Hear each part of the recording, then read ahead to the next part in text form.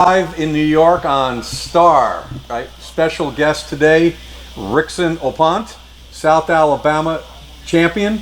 Um, Believe it or not, Rickson is going to talk about throwing, right?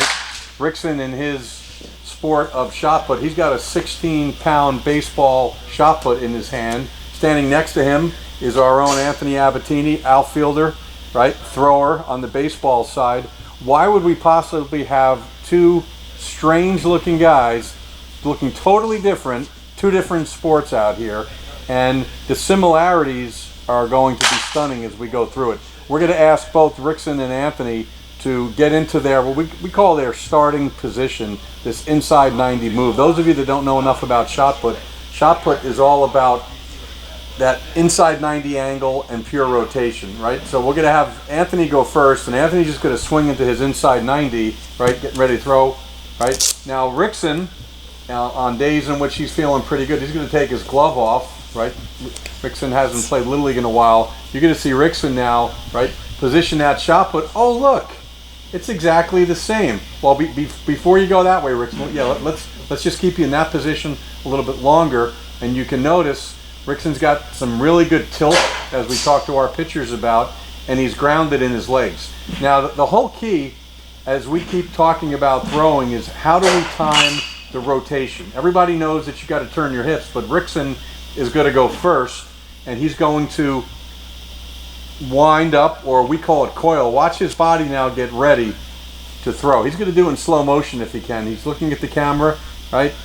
The door is closed, as we say, and all of a sudden now he's going to start the turning action, and the ball or the shot put comes out.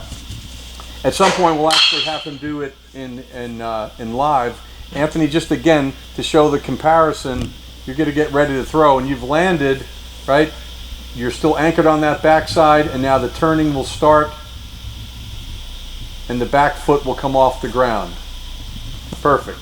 Rickson, we're just going to let you grab the shot put again, and if you can, talk about intent. We talk about intent all the time with throwers. When does the intent to throw that shot put manifest itself in your head? Okay, where in your delivery, we'll call it, right? Are you thinking, I'm going to throw this thing really hard? And we're going to ask Anthony the same question. It's really in the finish. The thing is, you want to go from slow to fast, patient out the back. You don't want it to accelerate till the finish, because then if you go too fast, then you're out of control and you're out of position. And that's when that takes away and loses momentum from your throw, and you actually lose distance. And you know what? You sound like a pitching coach, Rickson, because that's exactly what pitching coaches will talk all the time about. You know what? Mariano Rivera talked about being calm before the storm, right? Being able to control themselves and that delivery until the end. So yeah, the intention to throw hard, right? Yeah, you're starting, but it's kind of you're winding up and getting ready to throw hard later.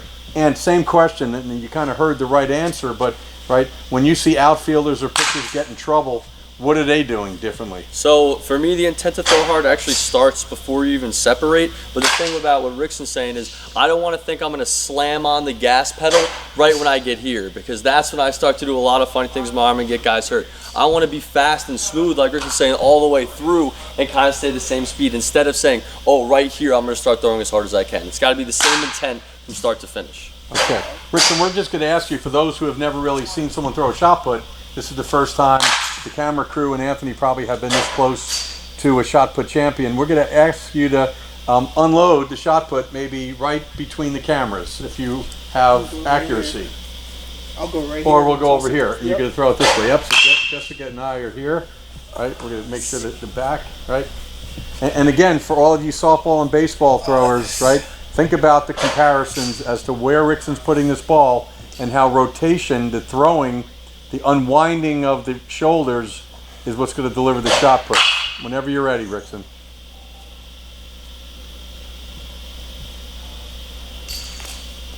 Oh!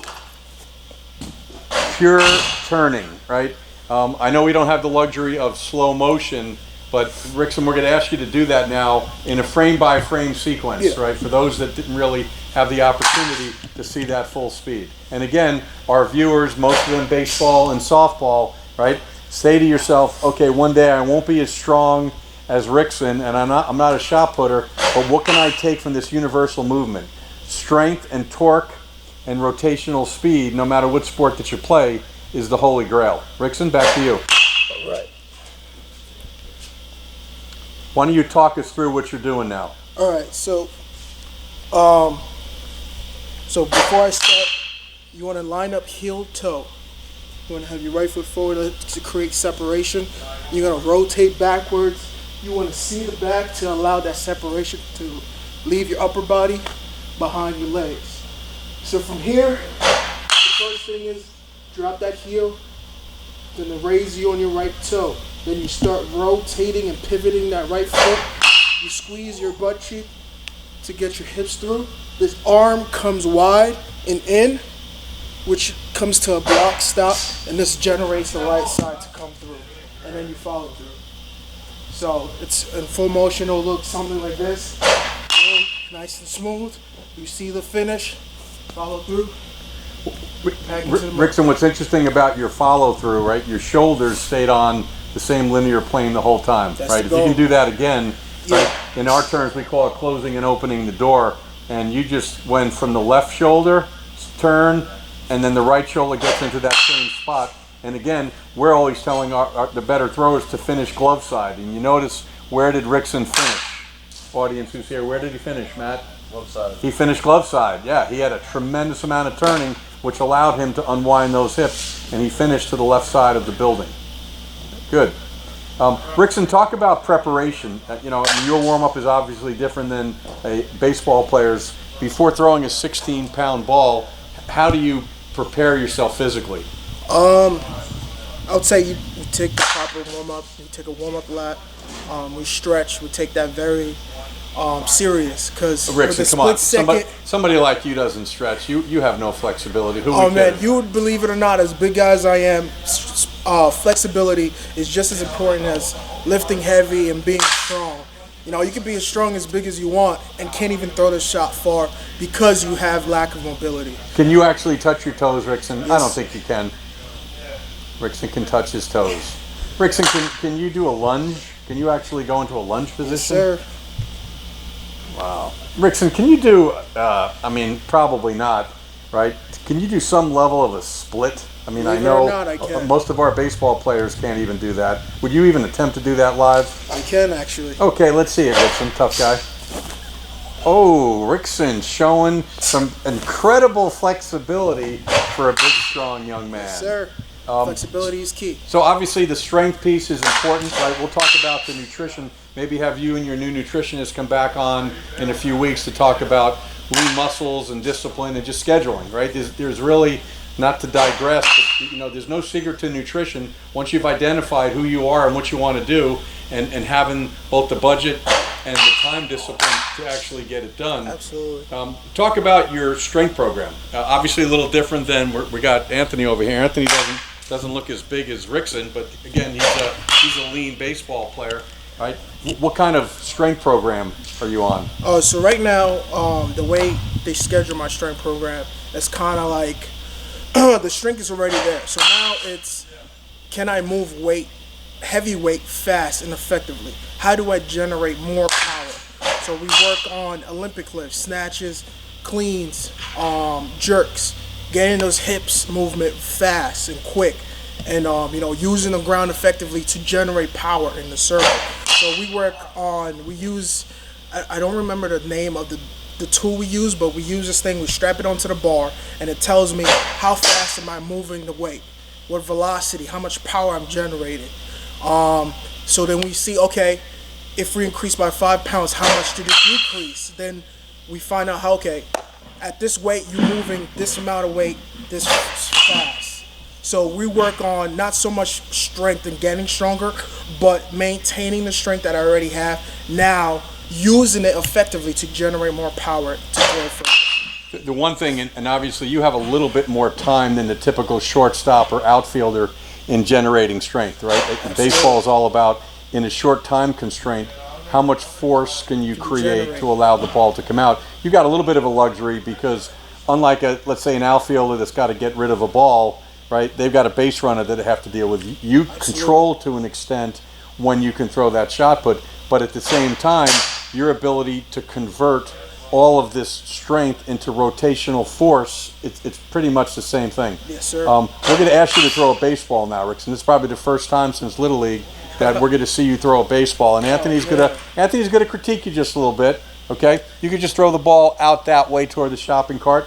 Let's see what it looks like, because I'm convinced that someone like yourself, we're not going to put the radar gun out today, someone like yourself can probably throw high average velocity just because you understand this inside 90 starting point and the power of unwinding with rotational force. Let's see what it looks like, Rickson.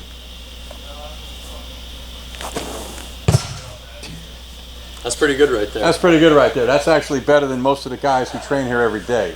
Okay, and did you notice anything different with the Rickson? one thing I did see, I like the a inside little high. 90. Yeah, this arm angle is a little bit high, meaning like we would probably watch more in a 3/4 slot, and your backside was pretty good. You see like this mark you made in the turf? Yeah. That was pretty good. I would have liked if you kind of stayed back there longer, like we were talking about before, and really kind of You just work the ground. Same thing. exactly with shot, same yep, thing as in shot, but absolutely. right, really use the ground to rotate instead of kind of jumping off of it. I mean, Well, besides that, and again, in fairness to Rickson, this is probably the first baseball instruction. no, I was gonna say besides he's that, had that for a while. was Yeah. great. Rickson, what about throwing a football? We spent a lot of time with the young ladies and the baseball players here using a football. A little bit of overload training, right? It gets them to really, we call it stick it in their ear, so they're a little bit short in the back. Have you ever thrown a football before? I have. Okay, well, guess what? Guess what we're going to be getting you right now, Rickson? Yep. We're going to see if you're ready after your career at South Alabama. Maybe you're ready for the NFL, right? Same thing, but I want you to throw this thing as if it's the shot put. I want you to go through your entire routine, but this time it's not Okay. 16 pounds. So don't look like a quarterback. Look like a shot putter. Are they on my neck? Yeah. Oh, yes, sir. Okay.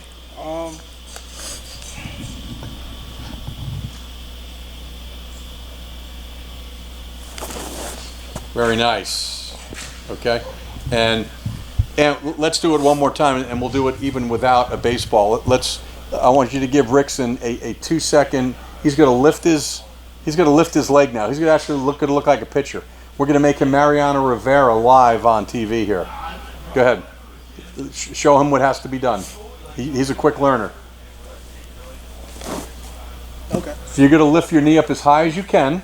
And while you're doing that, you're going to start having a stride length to match your body. He's just a good athlete. That's pretty good. That was pretty good. Do it one more time, Rickson.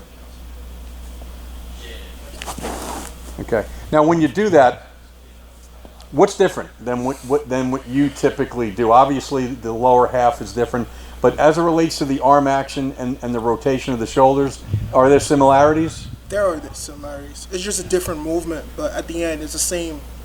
It's the same but different. How so? Because in my finish, my arm's extending up, and a baseball throw, my arm's going out, releasing. It's just a different movement, but same concept. And what about the lower half? Would you say that the lower half is extremely similar? It is. Right. The only difference is I'm reaching out with that front leg. In my finish, I'm landing here to allow more rotation upward. Right, because in your sport, you've got to be concerned about distance and getting the shot put up in the air to go out. Power. Where the Yep. typical baseball player standing on a mound is pretty much throwing downhill. Yep. Rickson, chasing greatness. I Yes. know this is something that you talk to young athletes around the country. Talk to some of our star users on chasing greatness and what that means to you and how it can apply to their daily life. All right, so the idea behind chasing greatness, it's a movement that strives to motivate each and individual athletes or people to strive to be the best selves they could be every day. You know, we each have 1,440 minutes in each day, but it's up to us to use it effectively by chasing greatness. And what does that mean to you? I mean, your background is kind of interesting, right? And without making you blush, you didn't come from the Upper East Side of Manhattan. Okay, you came from a very poor country of Haiti. Your parents were both born there. Yes, sir. You came here when you were younger. right? 9 years old. Yeah, why don't you share with the audience about what you went through and how appreciative you are and how that's motivated you to one day possibly participate in the Olympics? It's really perspective. Being born in Haiti and seeing, the poverty and the lack of resources some individual families have really has put life into perspective. Appreciate everything I've, have and have been able to achieve. In Haiti, education is something that is not guaranteed because it's so expensive. It's valued, but it's very expensive. Not every family can afford education. So once I got the opportunity to come to the U.S., that's something I really focused on. My parents highlighted how important, being educated and striving to be your best self is, to become something of myself. So that's something I grabbed on early on and kind of just pursued that with everything I got. And I use that same mentality in sports, It's like, what can I contribute to society? But first I have to become something of myself so I'm able to make a difference. So my goal is to use Chasing Greatness to build a brand, to motivate and inspire other kids that are in Haiti that may be on the verge of giving up because of the lack of resource they have. But something I've learned, it's not so much of what you don't have, you focus on what you do have and make a difference with it. Just grab that on and chase greatness. So Chase Greatness, social media, where can people, besides finding you on Star, are you on any of the platforms that are out there? Yeah, you guys can find me on Instagram by Chasing Greatness. It's CHASINGR8NESS. You can also find me on TikTok under Chasing Greatness as well. Last thing we're going to do, Rickson, right? I just had lunch, so I'm not going to be able to participate in the push-up contest. So I'm going to designate the baseball player, Anthony Abatini, right, to see. You keep saying that you're stronger, right? We're going to have a little push-up contest here. We're constantly telling baseball and softball players there's no excuse to be able to get a workout in. And certainly the push-up in all different variations is a great workout. So Absolutely. If you guys can get into your position, right, we have lunch coming soon. Whoever does the most push-ups doesn't have to pay for lunch, okay? You guys will go together. Coach Jessica, who's in front of us, will be the one that says we have a violation because all of a sudden your alignment doesn't make sense. Are we ready? Yep. Gentlemen, and go. Good luck. 1, 2, 3, 4, 5, 6. Uh-oh, they're on their own pace. They're kind of banging away on their own. People that are watching this, it's all about one more each day. Maybe do 10 today, do 11 tomorrow. You're looking at 2 Division I athletes here that are committed to the strength and conditioning piece, right? They're already into their 40s by now and they're not even sweating yet. Rickson really wants that chicken sandwich.